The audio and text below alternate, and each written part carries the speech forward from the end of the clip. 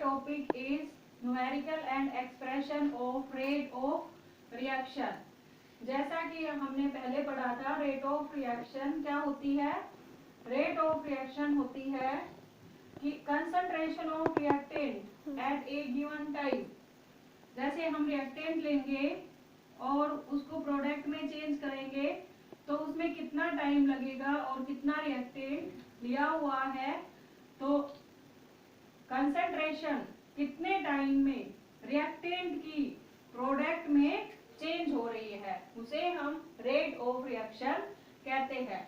Experimentally rate of reaction is equal to change in concentration of reactant divide by time.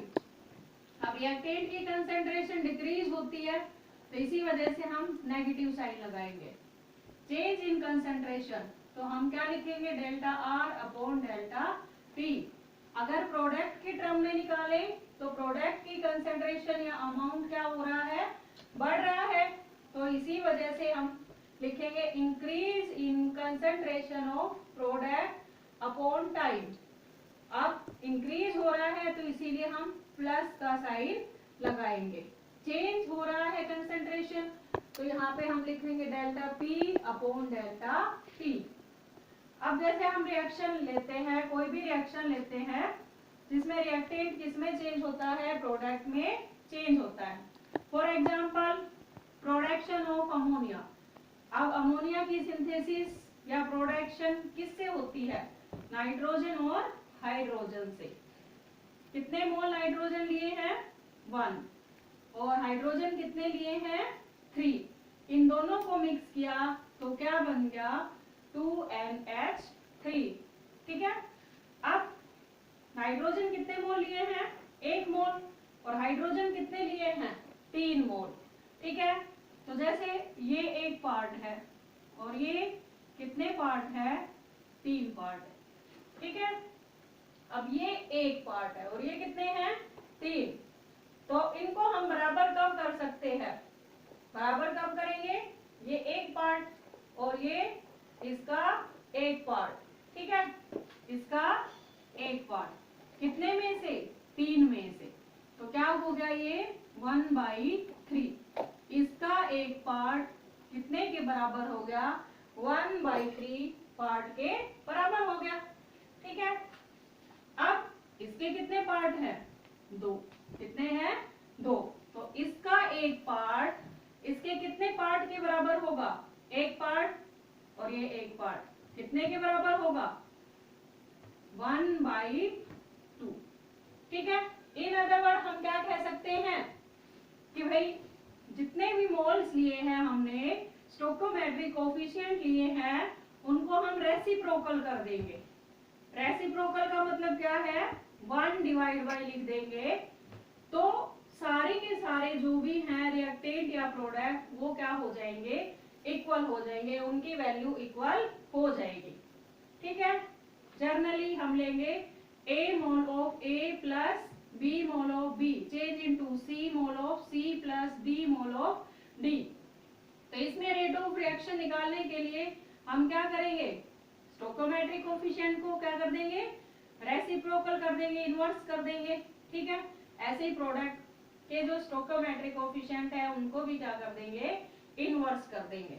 अब reactant जो भी है उनका rate of reaction और product का रेट ऑफ रिएक्शन हमेशा क्या होता है?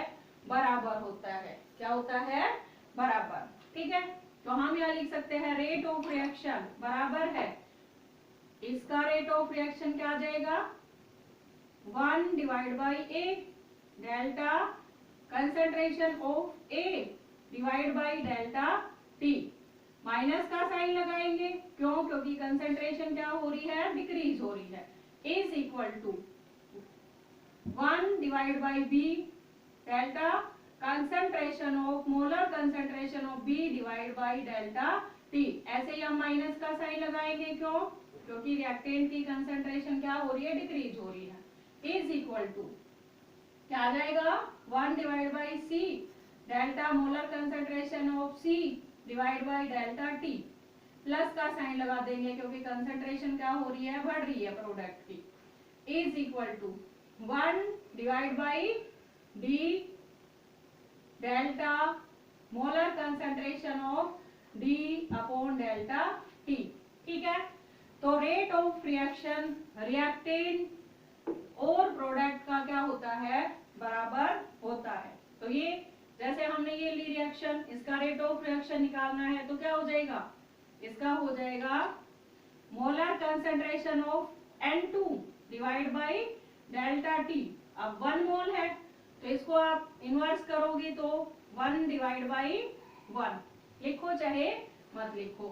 इसका क्या हो जाएगा, इज इक्वल टू इनवर्स करेंगे तो क्या हो जाएगा 1 डिवाइड बाई 3, माइनस का साइन लगाएंगे, क्यों, क्योंकि रिएक्टेंट की कंसंट्रेशन है क्या होती है, डिक्रीज होती है।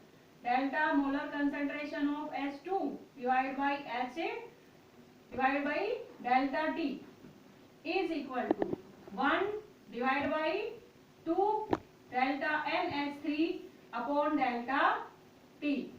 प्लस का साइन लगाएंगे, क्यों, क्योंकि प्रोडक्ट की कंसंट्रेशन क्या होती है, इंक्रीज होती है। ठीक है, ऐसे ही हम सेकेंड रिएक्शन लेंगे 2NO plus O2 change into 2NO2। तो इसका क्या हो जाएगा rate, 1 divide by 2 delta NO upon delta T, minus का साइन लगाएंगे, is equal to minus delta O2 upon delta T।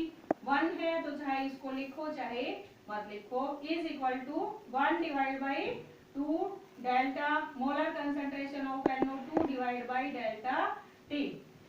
ऐसे इसकी निकाल सकते हैं, इसका 1 मोल और इसका 1 मोल मिलके कितने मोल बना देगा, 2 मोल। तो मोलर कंसंट्रेशन ऑफ इसकी क्या हो जाएगी, delta H2, molar concentration of I2 की क्या हो जाएगी, डेल्टा I2, इसकी क्या हो जाएगी, डेल्टा HI। ठीक है, रेट निकालेंगे, minus delta H2 upon delta T। ठीक है, is equal to minus delta molar concentration of I2 upon delta T is equal to plus इसका इनवर्स कर देंगे 1 divide by 2 delta HI upon delta T। तो ये निकाल सकते हैं हम रेट ऑफ रिएक्शन, जो रिएक्टेंट जितने भी रिएक्टेंट हैं उनका रेट ऑफ रिएक्शन किस इक्वल होगा और प्रोडक्ट का भी क्या होगा, इक्वल होगा। अब हमने एक न्यूमेरिकल लिया है, calculate rate of disappearance of H2 if the rate of appearance of ammonia is 5.7 into 10 raised to power minus 3 mole per liter per second। मतलब इस रेट ऑफ डिसअपियरेंस ये निकालना हमने, किसका दिया हुआ है, इसका। ठीक है, रेट क्या होता है, ये फार्मूला लगाएगा, ये वाला फार्मूला लगाएंगे हम, तो क्या आ जाएगा, इसको लिखेंगे पहले।